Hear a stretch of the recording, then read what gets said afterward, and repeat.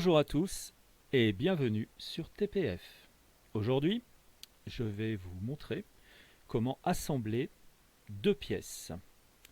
Donc ça donne suite un petit peu à l'assemblage qu'on avait vu précédemment dans les autres tutoriels de débutants. Donc, pour cela, il faut aller dans Fichier, Nouveau, et donc choisir Assemblage. On est donc plus sur pièces, on est sur Assemblage. Ce qui signifie qu'en fait nos pièces sont déjà réalisées. Rien n'empêche qu'on pourra revenir sur les pièces ensuite pour modifier des cotes et notre assemblage se modifiera automatiquement. Donc là je vais prendre le bâti d'un porte-crayon. Voilà, donc le bâti se trouve ici sur mon écran. Je peux zoomer et je peux aussi le fixer avec la touche gauche de ma souris. Voilà. Donc là j'ai mon bâti, première pièce, posée donc dans mon espace de travail. Alors, en haut, regardez, vous avez une fonction qui s'appelle déplacer le composant. Si je clique une fois sur déplacer le composant, donc sur la petite flèche située en bas, je peux faire une rotation ici de mon composant. D'accord? Je peux aussi faire la rotation de mon composant avec la molette en laissant mon doigt enfoncer sur la molette tout en tournant ma souris. Je vais ajouter dans mon espace de travail ma seconde pièce, donc la pièce qu'il va falloir assembler à cette pièce. Donc pour cela, je vais dans Insérer des composants. Alors, je vais quand même vous montrer un petit peu comment ça se passe au niveau du menu sur la gauche là.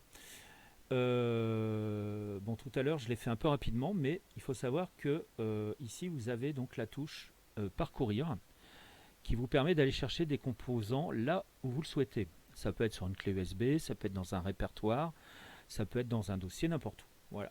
Donc, si je clique sur Parcourir, ben moi je tombe par défaut dans mon dossier que j'ai créé au préalable.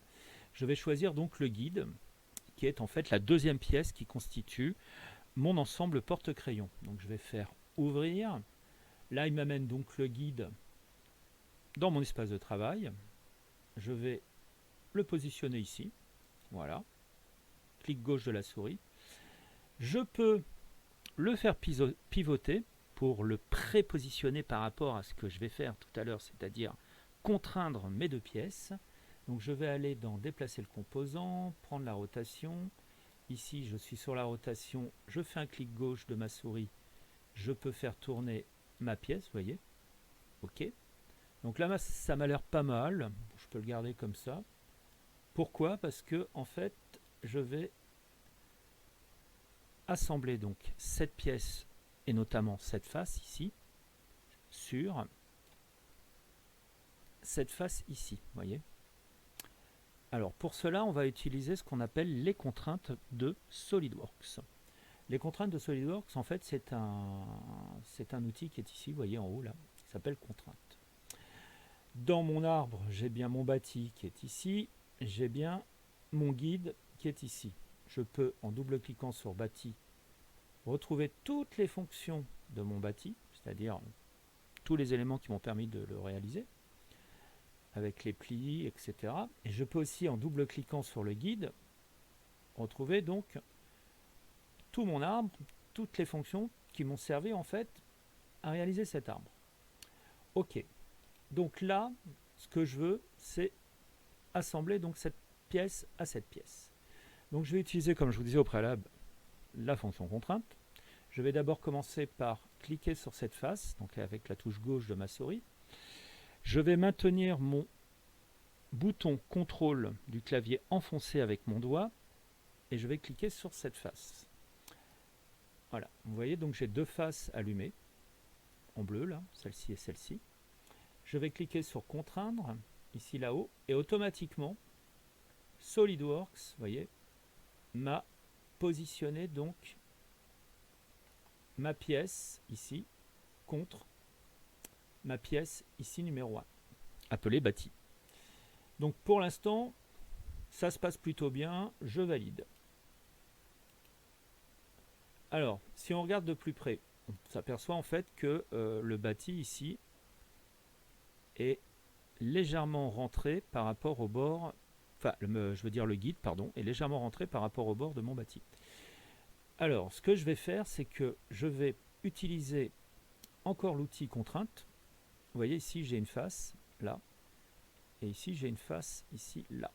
Je vais demander donc à SolidWorks de me rendre cette face parallèle à cette face. Donc pour cela, je viens de cliquer sur la touche gauche de ma souris pour allumer cette face-là, là, en bleu. Je maintiens donc le bouton de mon clavier contrôle enfoncé. Je clique sur cette face ici, donc de mon bâti. Contrainte, voilà. Et là, donc, il me déplace ma pièce parallèle à mon bâti. Vous voyez, si on regarde, là, on s'aperçoit qu'elles sont parallèles. Donc, je valide. OK. Donc là, pour l'instant, si je prends ma pièce, vous voyez, il me reste juste à la positionner en hauteur. Alors, je regarde mon plan. Et je me dis, tiens, à quelle distance faut-il la mettre? Alors, c'est ultra simple. Admettons que cette pièce soit située à 50 mm par rapport à celle-ci.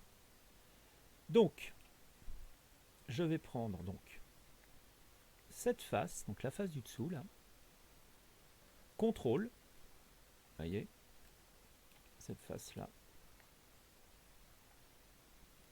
contrôle, voilà, donc là j'ai deux faces allumées en bleu, d'accord? Donc contraindre, OK. Et là, qu'est-ce qu'il a fait? Ben, il m'a tout simplement collé les deux faces entre elles, parce que pour lui, ben, je ne vais pas donner de cote d'écartement entre les deux pièces. Alors je vais lui donner une cote d'écartement, donc je vais aller dans le petit icône que vous voyez ici, qui s'appelle distance, et en fait c'est une distance de contrainte entre les deux faces que j'ai sélectionnées. Alors attention, ça peut être une distance entre faces, ça peut être aussi des distances avec des arêtes. Pour l'instant, on a travaillé sur des contraintes de face. Donc si je clique dessus, vous voyez, la pièce remonte de 57 mm. Je regarde mon plan, je dis, ah bah oui, c'est 50. Alors, je rentre 50 au clavier et je valide. Il me repositionne donc à 50 mm mon guide ici par rapport à cette surface. Donc je vous ai mis 50, mais en fait, il faut regarder votre plan. Hein. Si c'est 45, vous mettez 45, ça vous de le déduire. Et là, si je clique dessus, bah, voilà, impossible de la bouger. C'est totalement contraint. Je viens de réaliser donc un assemblage de deux pièces avec des contraintes de surface. Et voilà, ça se passe comme ça.